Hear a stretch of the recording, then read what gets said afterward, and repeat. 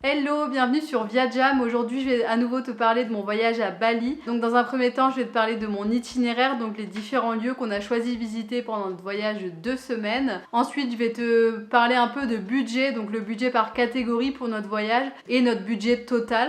Et à la fin, je te donnerai mon ressenti sur ce qu'on a vu pendant notre voyage à Bali, notre ressenti sur la destination touristique qu'est Bali avec les plus et les moins, pour te donner une idée pour ton prochain voyage.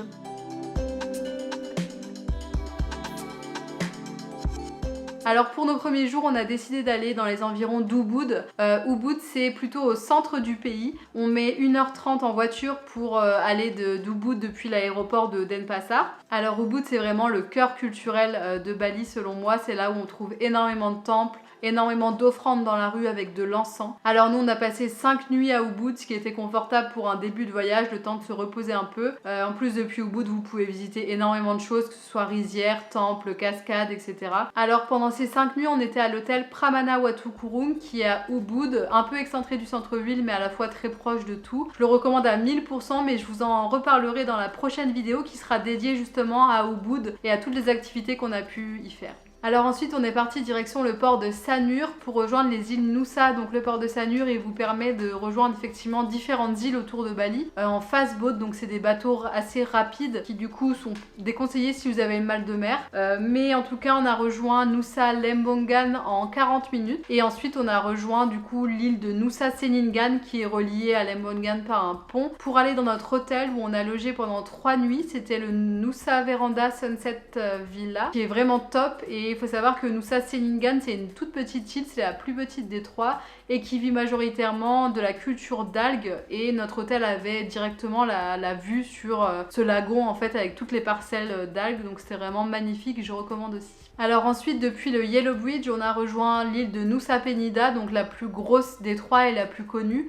Elle est connue parce qu'elle a différents spots qu'on voit énormément sur Instagram. Donc on y a passé seulement une nuit parce qu'on avait décidé de passer plus de nuits sur les petites îles dans lesquelles au final on s'est vraiment senti mieux. Donc peut-être un bon pressentiment. Mais en tout cas on a passé une journée sur Nusa Penida avant de retourner sur l'île de Bali. Et pour l'hébergement, on était au Bamboo Green Suite, donc sur les hauteurs de Nusa Penida avec une vue sur le mont Agung. Alors ensuite pour la fin de notre séjour on est reparti sur l'île de Bali, donc on a décidé d'aller visiter le sud de Bali, la péninsule de Bukit, donc aux environs d'Uluwatu. On était logé pendant 2 nuits dans l'hôtel The Room Padang Padang, donc juste à côté de la plage de Padang Padang dans la péninsule de Bukit.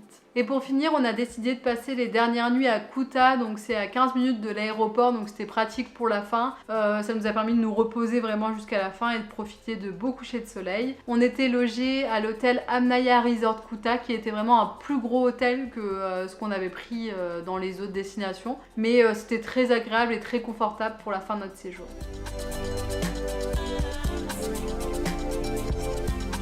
Alors pour moi un budget pour un voyage c'est assez subjectif dans le sens où les prix peuvent être vraiment différents selon le type de voyage que vous allez faire, selon les hébergements que vous choisissez, selon les endroits où vous allez manger, etc. Aussi pour les vols, selon le moment où vous avez réservé vos vols, selon la période où vous voyagez. Mais en tout cas voilà, rappelez-vous que c'est le budget de mon voyage et que le vôtre sera peut-être complètement différent, beaucoup moins cher ou beaucoup plus cher. Alors pour les vols on a voyagé avec Singapore Airlines. On a décidé de voyager avec cette compagnie parce qu'on sait que c'est une très bonne compagnie, donc ce serait plus confortable pour 12 heures de vol. Et en plus au moment où on a réservé nos vols, les prix étaient assez bas puisqu'on était en période Covid et que les frontières étaient encore fermées. Donc on en a profité pour voyager avec Singapore Airlines. Donc on a fait escale à Singapour. Si jamais ça vous intéresse, je peux vous donner les numéros de vol si vous avez prévu de voyager dans ces vols-là. Donc c'était le SQ 335 et SQ 938. On avait une courte escale mais tout s'est bien passé. La zone de transit est très bien faite à Singapour, donc aucun souci. Alors pour le prix, on a payé 850 € par personne aller-retour en classe éco avec une petite sécurité, il me semble, qui nous permettait d'annuler à moindre frais, ou en tout cas en étant remboursé d'une partie. Je sais plus comment ça s'appelait, mais bref, c'est pas la première catégorie, mais celle suivante à quelques euros près. Alors pour les hébergements, pour les 13 nuits sur place, on a payé 770 €. Donc ça revient à 385 € par personne si on veut compter par personne. Et avec une moyenne de 60 € la nuit. Donc encore une fois pour Bali, 60 € la nuit, ça vous offre vraiment de très beaux hébergements. Alors pour les frais sur place, on est à environ 900 € au total. Donc 450 € si on compte par personne. Alors pour les frais sur place, j'entends les transports, les transferts sur place, la nourriture et les activités. Je vais vous donner quelques prix par catégorie d'ailleurs pour avoir un petit aperçu un peu plus concret. Alors pour une voiture avec chauffeur, donc ça se fait beaucoup à Bali, ça peut être pratique pour une première journée. Nous c'est ce qu'on a fait à Ubud pour visiter différents lieux qu'on avait envie de voir. Donc on a payé 500 000 roupies, ce qui fait environ 33 €. Alors pour la location de scooter, ça va varier aussi selon l'endroit où vous êtes à Bali et selon le scooter que vous louez. Mais nous, en tout cas, on a loué un scooter sur l'île de Nusa Ceningan via notre hôtel et on a payé 70 000 roupies pour un scooter pour toute la journée. Donc 70 000 roupies, ça fait moins de 5 €.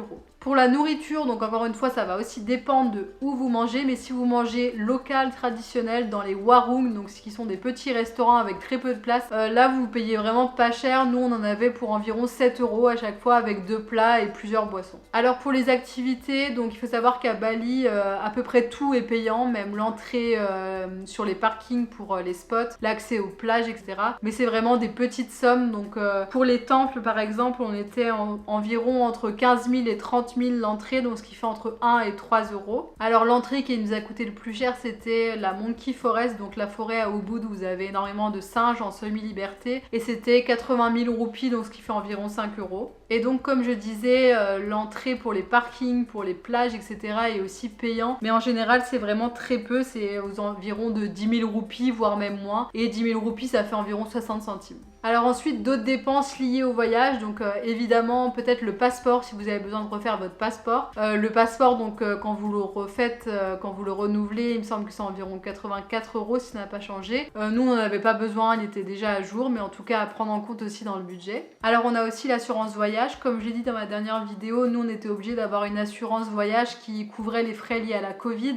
Sinon on aurait peut-être pris une assurance voyage moins chère, mais en tout cas on a pris une assurance via Chapka Assurance et on a payé 58 € par personne. Et enfin on a aussi du coup payé le visa, donc le visa à l'arrivée qui est obligatoire et qui coûte 33 € par personne. Alors pour le budget total de notre voyage, roulement de tambour, on est à 3 550 € pour 2 pour 13 nuits sur place et 14 voire 15 jours parce qu'on est arrivé assez tôt sur place. Donc ce qui nous fait un peu moins de 1800 € par personne, donc pour un voyage de 2 semaines. Alors encore une fois c'est vraiment subjectif, nous on a décidé d'avoir des hébergements très confortables, mais si vous choisissez les hébergements beaucoup moins chers, nous on était comme je vous disais à environ 60 € la nuit, mais vous pouvez très bien aussi avoir des logements entre 15 et 30 € par exemple. Et pour les activités aussi on s'est plutôt fait plaisir, on a fait pas mal de choses, on a profité vraiment de nos 15 jours sur place. Pour le coup on a même eu à peine le temps de faire juste de la bronzette au bord d'une piscine. On a vraiment beaucoup bougé, donc ça c'est aussi à prendre en compte.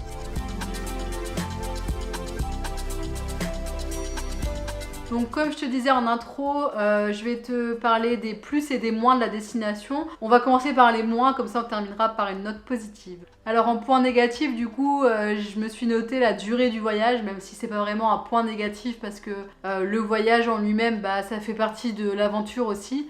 Mais on a eu effectivement 15 heures de vol, plus les escales, etc.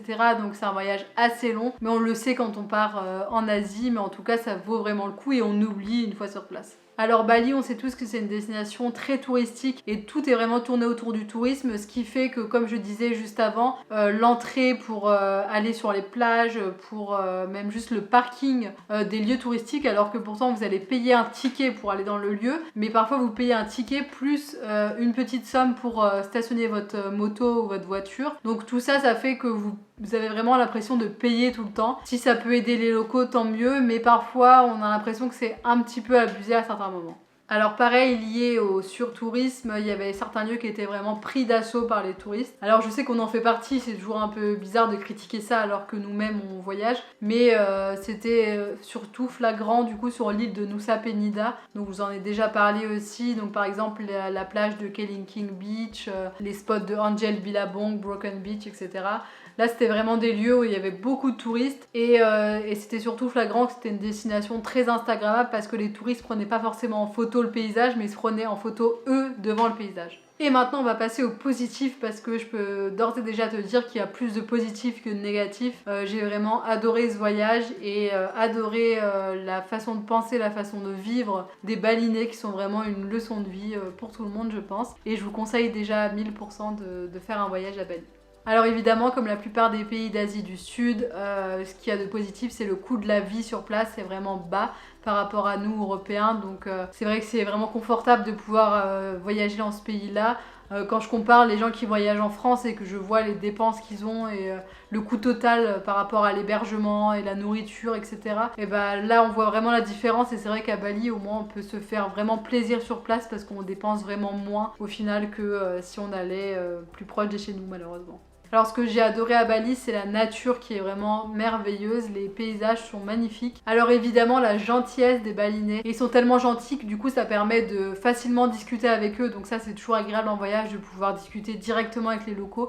Et à Bali c'est vraiment chose très simple. Alors en point positif, je me suis noté aussi la diversité des hébergements, donc dans le sens où il y a plein d'hébergements avec des prix différents, donc comme je vous disais, voilà ça peut être auberge de jeunesse ou homestay qui sont vraiment très peu chers, et puis après des hôtels de différentes gammes, mais en tout cas il y a vraiment énormément d'hébergements. Alors Bali c'est pour moi une richesse culturelle immense, donc que ce soit par rapport aux traditions purement balinaises mais aussi à la religion hindouiste, donc la culture est partout sur l'île.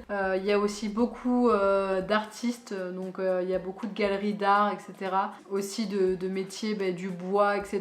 Tous les petits bols en bois. Alors il faut faire attention au vrai et puis au made in China, mais en tout cas il y a vraiment une richesse culturelle énorme. Alors j'ai eu l'impression à Bali aussi que tout était simple et tout était possible. Encore une fois, les Balinais sont tellement gentils que tout était possible dès qu'on a une petite demande, un petit doute qui nous fait stresser. Au final, c'est rien du tout pour eux. Donc voilà, et même au point de vue touristique, tout est vraiment simple. Et enfin, dans les points positifs, il y a aussi la nourriture parce que la nourriture indonésienne est vraiment délicieuse. Il y a de nombreuses spécialités qu'on a pu goûter. On a le nasi goreng qui est le plus connu, nasi ou mi selon si c'est riz ou nouilles. C'est un peu épicé mais c'est vraiment léger et quand il y a des choses vraiment très épicées elles sont séparées en général, donc vraiment délicieux. Et voilà pour mon voyage à Bali avec l'itinéraire, les budgets et mes plus et mes moins, la destination. On se retrouve bientôt pour une prochaine vidéo où je vous parlerai plus en détail du coup de notre passage à Ubud et ses environs. Je vous montrerai quelques plans vidéo que j'ai pu filmer là-bas, de nos visites, etc. Donc n'hésitez pas à vous abonner et à aimer la vidéo si ça vous a plu et je vous dis à bientôt, ciao!